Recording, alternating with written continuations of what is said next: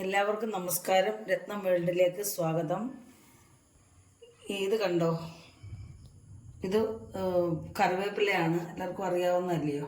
അപ്പം ഞാനിത് വെച്ച് ഒരു കറിവേപ്പില അച്ചാർ തയ്യാറാക്കുമ്പോൾ നമ്മൾ കറിക്കകത്ത് ഇട്ടിട്ട് എടുത്ത് കളയുന്ന സാധനമാണിത്.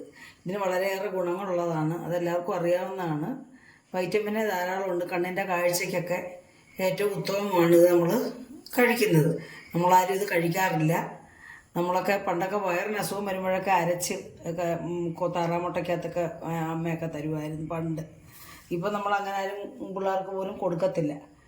പിന്നെ ഇതിപ്പം നമ്മൾ അച്ചാറുണ്ടാക്കാൻ എനിക്കിപ്പം നമുക്കുന്നതാണ്. ഇത് കഴുകി ഇതിൻ്റെ വെള്ളമെല്ലാം ഫാനിൻ്റെ അടുത്ത് വെച്ച് തോർത്തിയൊക്കെ എടുത്തിട്ടുള്ളതാണ്. ഇതിന് ഞാൻ ഇതുപോലെ നമുക്കിങ്ങനെ ഊരിയെടുക്കാം. ഇങ്ങനെ ഇതേ രീതിയിൽ എല്ലാം നമുക്ക് ഊരിയെടുക്കാം. ഇങ്ങനെ ഇതേ രീതിയിൽ ഊരിയെടുക്കാം. അപ്പം ഞാനിതെല്ലാം ഇതേ രീതിയിൽ ഊരിയെടുത്തിട്ട് കൊണ്ടുവരാം. നമ്മുടെ കറിവേപ്പിലയെല്ലാം ഞാൻ ഇതുപോലെ ഊരിയെടുത്ത് കൊണ്ടുവന്നിട്ടുണ്ട്. അതിൻ്റെ ഞെടുപ്പിൽ നിന്ന് ഊരിയെടുത്ത് കൊണ്ടുവന്നിട്ടുണ്ട്. ഇതൊരു 2 പിടി കാണും. ഇതൊരു 2 പിടി കാണും, 150 ഗ്രാമോളം കാണും. അപ്പോൾ ഇതിനായിട്ട് ചേർക്കാനായിട്ട് ഞാനൊരു ചെറിയ ഇഞ്ചി ചെറിയ കഷ്ണങ്ങളായിട്ട് എടുത്തിട്ട് അതൊന്ന് ചതച്ചെടുത്തിട്ടുണ്ട്.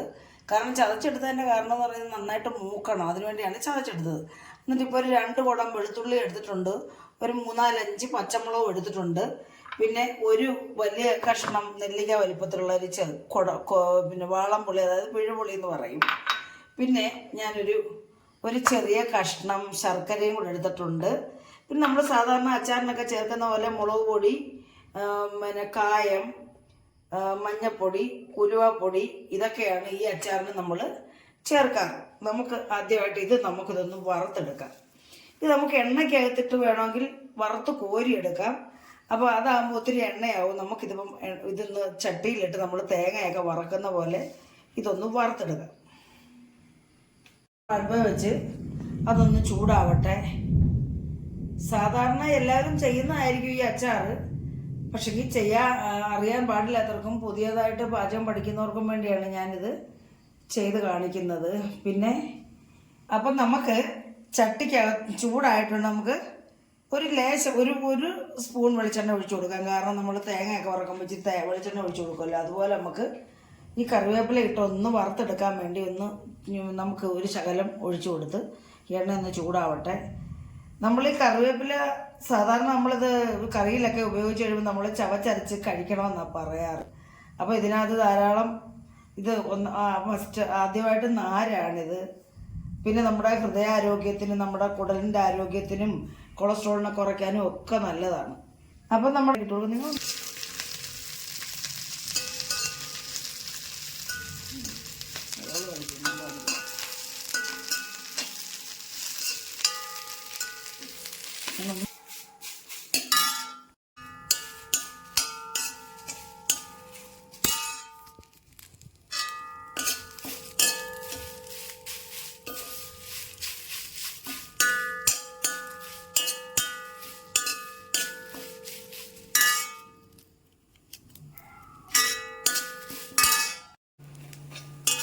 നമ്മുടെ ഇതെല്ലാം നന്നായിട്ട് മൂത്ത് വന്നിട്ടുണ്ട്. കിലുകില ശബ്ദം കേൾക്കുന്നുണ്ട്. നമുക്കിതിനി പാത്രത്തിലേക്ക് മാറ്റാം.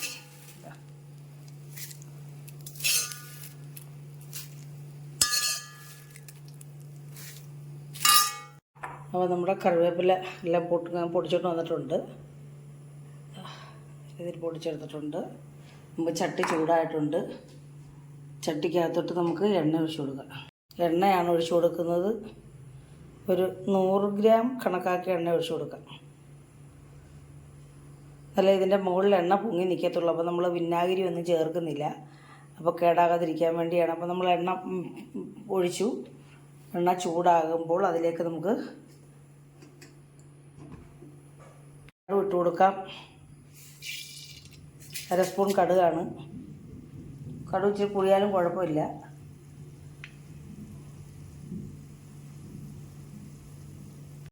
കടുക് പൊട്ടിയിട്ടുണ്ട്. ഇതിലേക്ക് നമുക്ക് പച്ചമുളക് ഇട്ട് കൊടുക്കാം.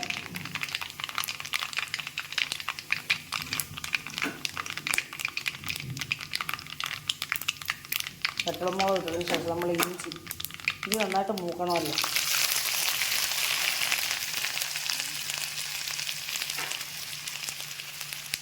വെച്ച് കൊടുക്കാം.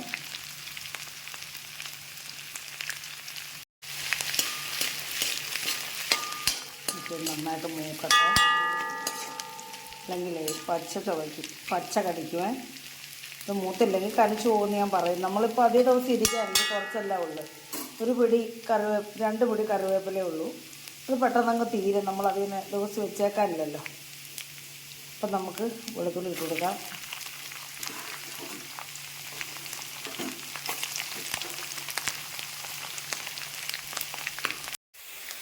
അപ്പം നമ്മുടെ ഇഞ്ചിയും വെളുത്തുള്ളിയും പച്ചമുളകും എല്ലാം നന്നായിട്ട് മൂത്തിട്ടുണ്ട്. ഇതിലേക്ക് ഇനി നമുക്ക് പൊടി ഇട്ട് കൊടുക്കാം. അതുമായിട്ട് കായപ്പൊടി ഒരു 1/2 സ്പൂൺ ഇട്ട് കൊടുക്കാം. അത് കഴിഞ്ഞ് നമ്മൾ ഗ്യാസ് അങ്ങ് ഓഫ് ചെയ്തിട്ടാണ് 1/2 സ്പൂൺ 1/4 സ്പൂൺ മഞ്ഞൾപ്പൊടി, ഒരു 2 ടേബിൾ സ്പൂൺ മുളക് പൊടി ഇതിങ്ങനെ ഇളക്കി കൊടുക്കാം. നമുക്ക് ഗ്യാസ് ഓഫ് ചെയ്ത് വെച്ചിരിക്കുകയാണ് ഞാൻ.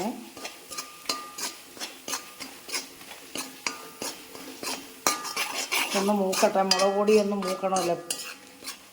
മുളക് പൊടി ഒന്ന് മൂത്ത് കഴിയുമ്പം ഇതിലേക്ക് നമ്മൾ വറുത്ത് പൊടിച്ച് വെച്ചിരിക്കുന്ന ഉലുവാപ്പൊടി ഇട്ട് കൊടുക്കുവേ. ഒരു 1/4 സ്പൂൺ ഉലുവാപ്പൊടി മതി, കാരണം ഒത്തിരി ഉലുവായാൽ കഴിക്കും. നമ്മൾ 1/4 സ്പൂൺ ഉലുവാപ്പൊടി ഇട്ട് കൊടുത്തു. അതൊന്ന് ഇളക്കിയിട്ട്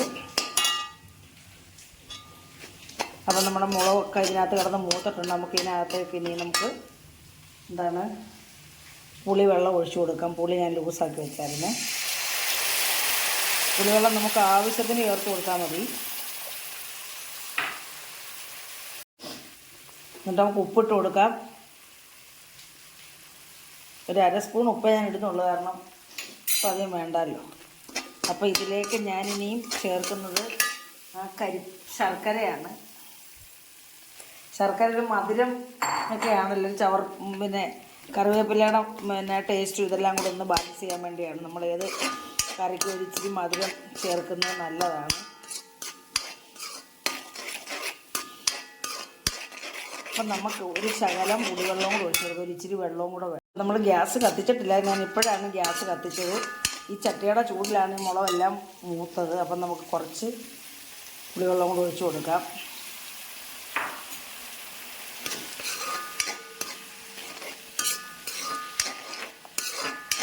നമുക്ക് ഉപ്പൊന്ന് നോക്കാവേ. ഉപ്പും പുളിയെല്ലാം നല്ല ഭാഗത്തിനുണ്ട്. നമുക്കിനി തിളയ്ക്കുന്നതിനകത്തോട്ട് നമുക്ക് കറിവേപ്പില പൊടിച്ചതങ്ങ് ചേർത്ത് കൊടുക്കാം. വെള്ളത്തിൽ നമ്മൾ സിമ്മാക്കിയിട്ട് നമുക്കിത് ഒന്ന് കൂട്ടി യോജിപ്പിച്ചെടുക്കാം. ഇതിനോടൊന്ന് കൂട്ടി യോജിക്കട്ടെ.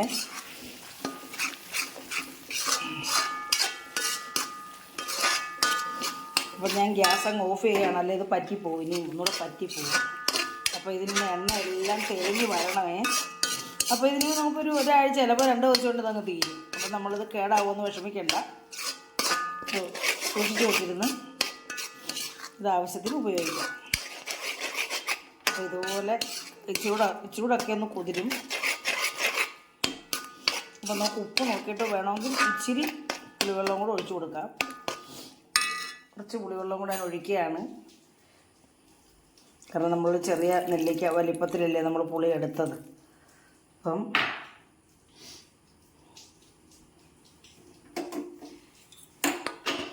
ഗ്യാസ് ഓൺ ചെയ്തിട്ട് ഇച്ചിരി ഒഴിച്ചു കൊടുക്കാൻ കേട്ടോ. അപ്പോൾ ഇനി ഇനി തെളിഞ്ഞ് വരും, എണ്ണ പൊങ്ങി വരും, എണ്ണ തെളിഞ്ഞ് വരും. നമ്മളിതിനകത്ത് കറിവേപ്പില ഇട്ടിട്ടില്ല കേട്ടോ, കാരണം അത് കറിവേപ്പില അച്ചാറല്ല. അവിടെ ഇപ്പോൾ അതിനകത്ത് ഞാൻ കറിവേപ്പില ഇട്ടിട്ടില്ല. നമുക്കൊന്ന് ടേസ്റ്റ് ചെയ്ത് നോക്കാം.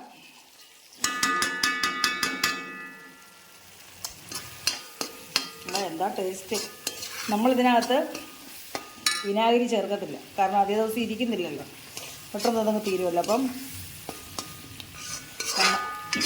കറിവേപ്പില അച്ചാർ ഇവിടെ റെഡി ആയിട്ടുണ്ട്.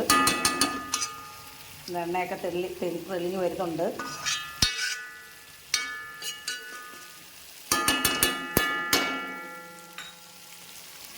ഉപ്പൊക്കെ ഇത് മതി, അര സ്പൂൺ ഉപ്പ് മതി. ഇത്രയും